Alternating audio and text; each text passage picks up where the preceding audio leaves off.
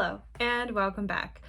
This week I was trying to figure out what I wanted to do a video on because I've gone over a lot of the basics. I taught a blanket last week, but because my channel is so small, I haven't been getting a lot of feedback, mostly like, I like this video, this was really helpful, but no questions really, and nobody asking if I could do a tutorial on a certain thing. So I thought of something that I could do, and so this week's lesson is actually going to be on a technique to connect two pieces or two colors of yarn. It's called the magic knot, and I use it a lot in my scrap blankets. If you know me from TikTok, you know that I do a lot of scrap blankets, and they're just very random looking blankets using just different scraps and different amounts of yarn, and a lot of the time I make yarn balls out of them. And the technique that I use to connect these colors is the magic knot. So I'm just going to undo this a little bit. Pretty much I'm going to see if this can focus. Pretty much this is not supposed to come apart at all, and you can cut off the excess of it, I guess, as close as you can get it, and it's just way better than any knot that I know to connect different colors together. And you can use it in this kind of situation where you're connecting different colors together, or if you run out of a color and you need to connect the same color together. The magic knot is a great thing to use. So without further ado, let's get started. Okay, I am using a green and a blue, doesn't matter what colors you use, but I think these will just show up really nicely. So I am going to show you what you need to do to set up your two colors that you are going to connect together. Okay, so I have my two colors laid out like this. My blue is going to be color number 1, and green is going to be color number 2. All right, so you want to have your strings going like this, opposite directions. So I'm going to start with color number 1. What I'm going to do is I am going to place color number 1 over color number 2. All right, then I am going to bring the tail under color number 2. So I've just essentially looped it kind of up and around.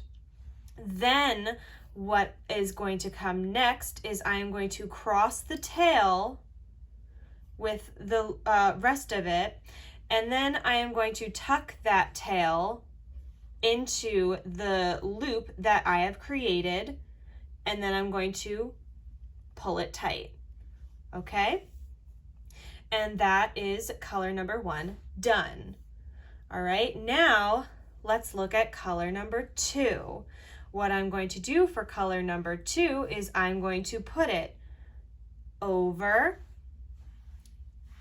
under, just like we did before.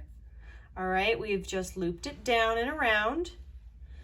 Then, just like we did before, we are going to cross it over to create a loop. And then we are going to take that tail and put it through that loop and pull it tight. All right, so this is what it should look like right now.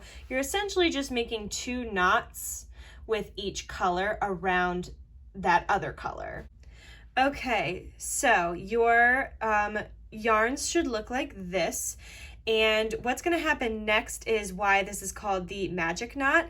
You're going to take the long part of color number 1, long part of color number 2, and you are going to pull until those knots meet in the center, just like that.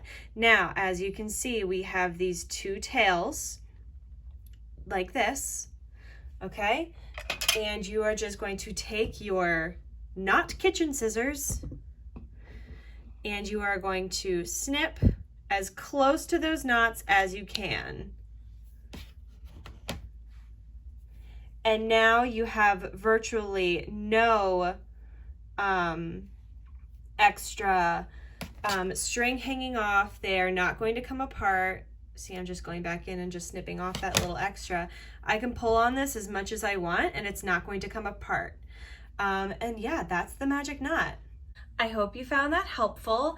It was different from the regular crochet tutorials that I usually do, but this is something really helpful for situations, again, where maybe you run out of the color you were using and you need to easily and pretty much seamlessly transition from one skein to another, or if you're changing colors. Another really great way to, again, seamlessly change colors, and you don't have all of those little snips that can either come undone or things like that. So again, if you have questions or you have any suggestions on what I should do, please comment it down below. I'm really open to suggestions. Maybe next week I will do another color changing technique.